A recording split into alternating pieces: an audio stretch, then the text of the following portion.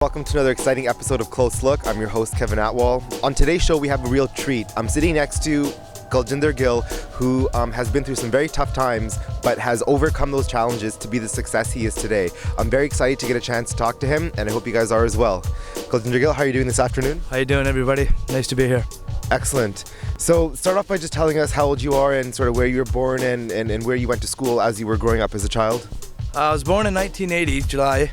I'm about 31 now. I went to school out in Surrey, H.P. Matthew Elementary School, and then Betty Huff. I went to William Beagle for high school, grade 8 to grade 10. I ended up dropping out after grade 10. I haven't graduated, which is wrong. Get an education. I feel very bad now, right? Well, you know what? It's never too late. It's never too late. I might be able to go back with my children now. Yeah. Yeah, it's never too late. I want to get back into it or whatnot, but just busy with work or whatnot. Education is very important. Like you said, yeah, I need to go back. I'm just curious as to, I mean, you don't have to go into detail or answer if you don't want to. I'm just curious as to, many people drop out for different reasons. What was sort of your reason for dropping out? Did your childhood play a part? At that time, it was mostly for income. Growing up as an only child, father was alcoholic. Even at that time when I dropped out of school, I got a full-time job.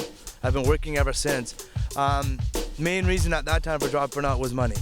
I got a full-time job and income wasn't coming in. I mentioned a little bit before, the kids that are listening out there, don't be afraid, don't be ashamed.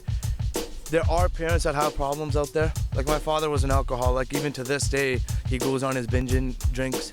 And it's hard. It's very, very hard. As a child, as a wife, or even family members that are going through the problems and seeing somebody that's involved in drugs and alcohol, it's very hurting. It's very hurting, and the kids, right now, we have help. There's sources out there, talk to your counselors, talk to your family members, talk to your teachers. At that time, there weren't people that were open about it, which was kind of, I guess with the circumstances or whatnot. Did you sort of feel alone, and did you kind of feel that there was nothing that could be done to fix the problem when you were growing up as a child? Because I mean, your childhood years are supposed to be full of fun and excitement and stuff, and it seems as if you didn't really get a chance to experience it wholeheartedly. Did you feel alone? I felt alone, isolated, ashamed sometimes too. Like, why am I going through these problems? Like, I looked at the other kids that were going to school. It felt like everybody was living through a perfect life. Family was happy or whatnot. Yes, I felt very alone, and maybe even there now. Sometimes I get scared to go out into public and talk to people or whatnot. It's just, it all adds up. So that's why I want to give back now. The kids that are going through the same problems, whether family issues or, financial problems, don't let it build up inside you. Find some help, talk to friends, talk to family, and let's find a problem. Absolutely. Do you mind, find a solution? Find a solution for the problem, so yeah. Yeah, absolutely. Do you mind me asking, everyone's got their ways of coping with issues. Do you mind me asking how you sort of coped with it? I kept it inside me, and then I would burst as a balloon.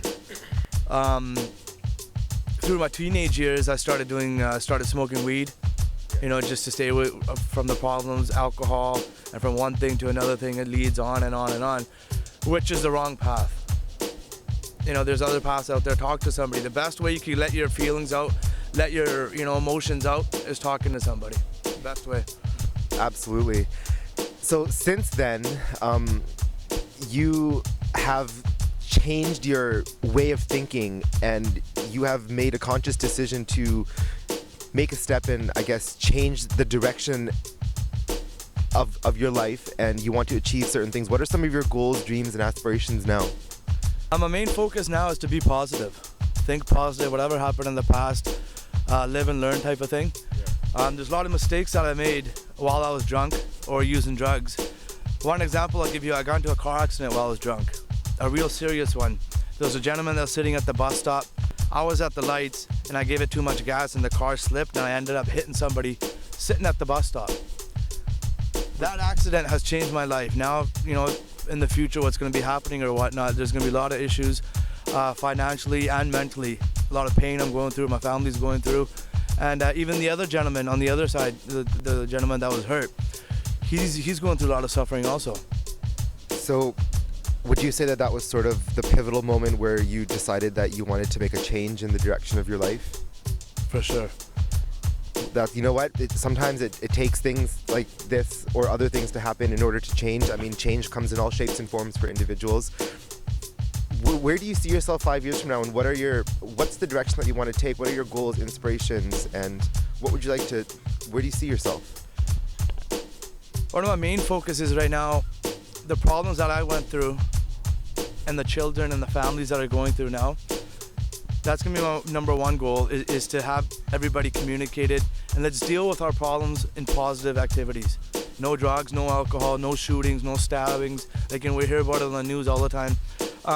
Dealing with our anger, dealing with our, aggression is number one. Number two would be, I ran for elections. You ran for elections, that's exciting. Surrey Counseling, it was the first time I ran. We're gonna have another chance in another 3 years or whatnot. Hopefully it'll be better, performance this time. And basically I wanna give back to the community now, bro. I think I've done a lot of negative things out in Surrey in the Lower Mainland or whatnot, and now it's time to give back and help the others.